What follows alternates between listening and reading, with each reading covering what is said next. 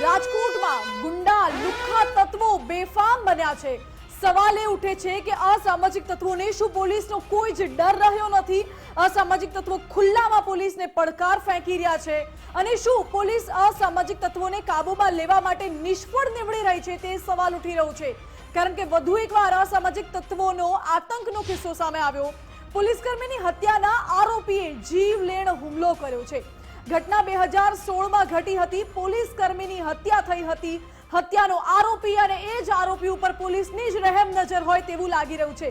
શું તમે તમારા જ પોલીસકર્મી સાથે જે આવું કૃત્ય આરોપીઓએ કર્યું છે તેમને પણ તમે તમારા બેડામાં પણ ન્યાય નથી અપાવી શકતા? એ સવાલ હું પોલીસને પૂછી રહી છું, કારણ કે જે પ્રકારે અસામાજિક તત્વો બેફામ બન્યા છે મુફદ્દલ, સ્વાભાવિકપણે પોલીસનો કોઈ જ ડર નથી, કાયદો વ્યવસ્થાનો કોઈ જ ડર નથી।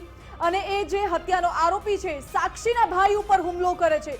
સીસીટીવી પણ સામે આવ્યા કે ગાડીને રોકે છે, ગાડીમાં પથ્થરો ફેંકે છે, ગાડીમાં પથ્થરો મારે છે, બોટલથી, કાચની બોટલથી ગાડીના કાચ તોડવાના પણ પ્રયત્નો થાય છે અને આ સાથે ચપ્પુ વડે સાક્ષીના ભાઈ ઉપર પણ હુમલો થાય છે। ક્યાં સુધી અસામાજિક તત્વોનો આતંક ચલાવી લેવામાં આવશે, ક્યાં સુધી પોલીસ ચૂપ રહેશે, એ સવાલ અહીં ઉઠી રહ્યો છે। કારણ કે મુફદ્દલ અગાઉ ન માત્ર રાજકોટ પરંતુ અમદાવાદ, સુરત, આ તમામ મેગા સિટીઝમાંથી અસામાજિક તત્વોના આતંકના અનેક કિસ્સાઓ સામે આવી ચૂક્યા છે। અને બીજી વાત એ છે માનસી કે આ પરિસ્થિતિ બદલાવાની હમણાં તો નથી, કેમ કે એક આદત પડી ગઈ હોય ને, આવા જે તત્વો છે એમને આદત પડી ગઈ છે। અને એ આદત કોણે પાડી છે? આ જ ગુજરાત પોલીસે આદત પાડી છે, કેમ કે એવી પરિસ્થિતિ બનાવી દીધી, એવો માહોલ બનાવી દીધો કે જ્યાં સુધી આવા તત્વો જે છે એક આમ નાગરિકને પરેશાન કરતા હોય ત્યાં સુધી એમાં એટલું ધ્યાન જ દેવામાં ન આવ્યું। હવે સ્થિતિ શું આવી ગઈ છે? અમદાવાદમાં પોલીસની વાહન ઊભી હોય તોય તલવાર કાઢીને આરોપીઓ નીકળી પડે છે। અહીંયા હત્યા કેસનો આરોપી, જેને તો કાયદાના સકંજામાં હોવું જોઈએ, એ આરોપી બહાર નીકળીને સાક્ષીના ભાઈ પર હુમલો કરી દે છે।